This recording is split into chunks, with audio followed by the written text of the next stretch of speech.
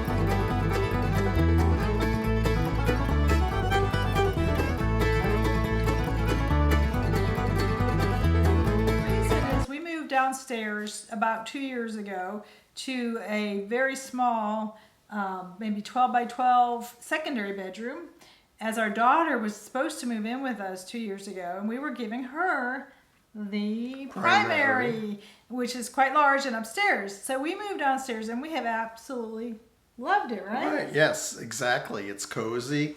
It's, good for sleeping. And we have blackout curtains and blackout shades. So it's very warm, very nice place to sleep.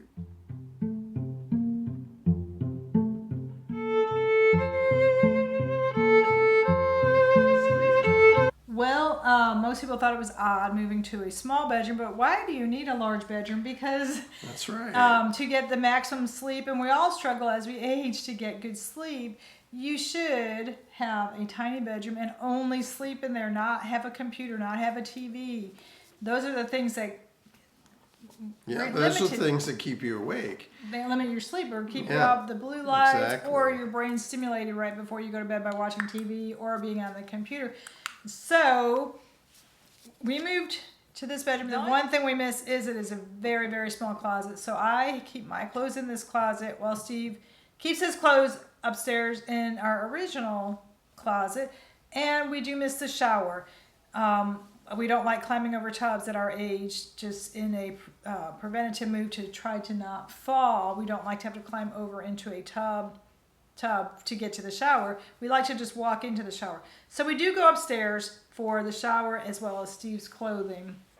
So the bathroom next to our bedroom is a full bath with the tub. That's the tub we're referring to. That is where we store the dog food because Sierra eats in there so that her and Sammy don't get into fights. Sierra has her food in there, and we store the huge bags of food in the tub since we do not use it. We wish they had put a shower in there, and one day, if we stay here another 5 to 10 years, we may be converting it to a walk-in shower. Right.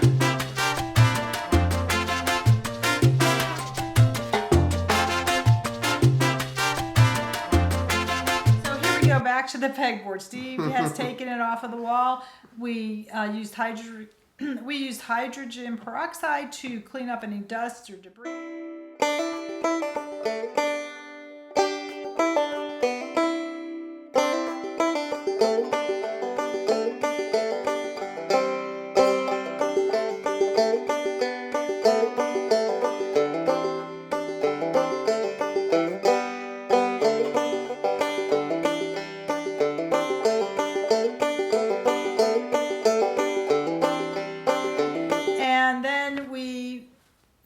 We were able to salvage the command strips on the board. Right. We didn't take those off. But we had to use new ones on the wall. So we put it on the board and hung it on the wall and let it adhere to the wall for 24 hours to ensure or to try to make sure that it would not fall off. Now I will have to say, when I first originally hung this, we have three IKEA boards, one in the kitchen and one in our office. And they have never fallen. But when I did hang this one originally, we went to Walmart and bought the new command strips, and they felt like they weren't that sticky, like they were old and outdated. Although there's no dates, there should be dates on them. You know? You would think so. There's no dates on them. But I hesitated, and this board did fall down because the sticky side was not very sticky, and it was old. So the board did fall down and got a little bit of damage. So when I had to rehang it after hanging it originally, but that's never happened. That's never been a problem. So we let it adhere to the wall for 24 hours. Then the next day I hung everything back up, and we moved this cubby stand in from another room. I bought new bins, really pretty, attractive, large bins.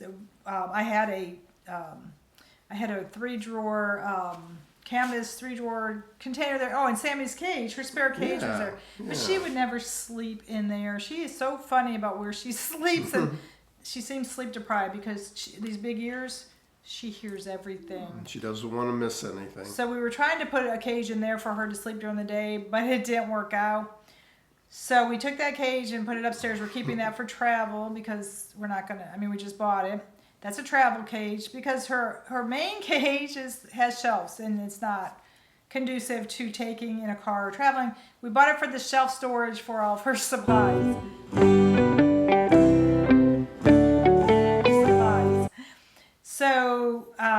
So we put the new cubby container, and then we found another little cubby container that I had in the laundry room. We put that in there as well, and I bought these new sock and underwear dividers, organizers, so I'll show you those as well.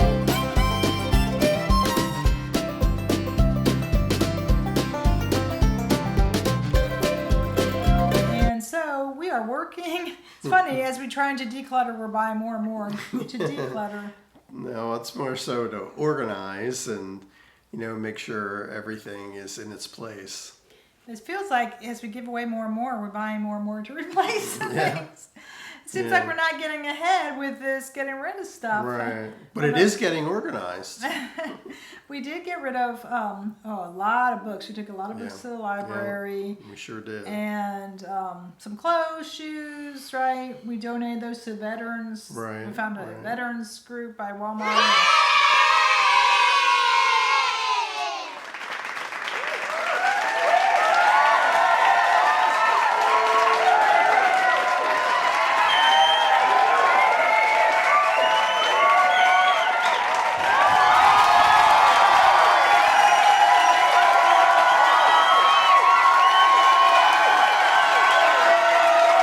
But surely getting rid of more and more, right? Yes, hopefully. I listed a lot of things on Nextdoor, but nobody will buy them, even though they're dirt cheap.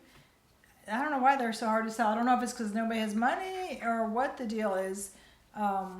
It's just been a real struggle to sell things, so we are just starting to just give it away just to get rid of it. Yep. So I'm so happy with this pegboard. I would highly recommend it. Because if your needs change, you can change it. You know, so originally we bought this pegboard for another room that I had activities for our grandson. And then when he went to daycare, I moved into our bedroom to hang jewelry, which I just had shoved in a bag. Because I tend to wear the same thing most days. I don't really change it. Nobody really sees me as I'm at home cutting the grass or doing whatever. Walking the dogs. Don't get a lot of people see me or jewelry, so I'm not really wearing a lot of different jewelry, right? Oh, Sammi has on her new she necklace has her pearl necklace, her purple. Can't really see it. Can you look up Sammi there? Oh, look There's at that. her bow, Look and at she that. has a pearl. Wow, purple pearl. Very cheap on Amazon. Yeah. Very cheap, but she's been, posing for her spring pictures. Yeah.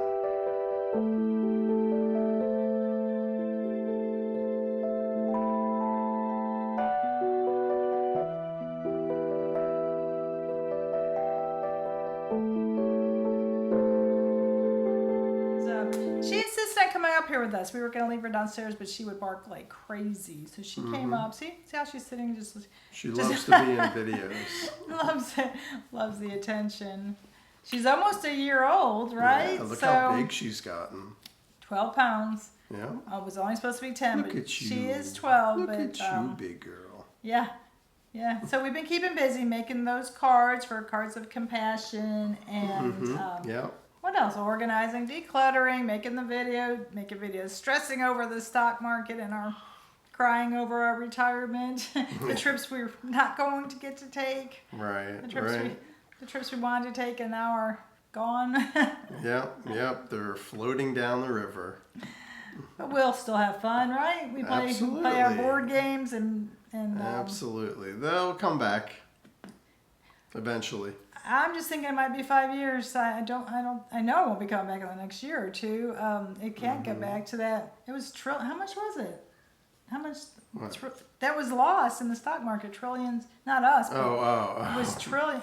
Yeah, it was like $5 trillion.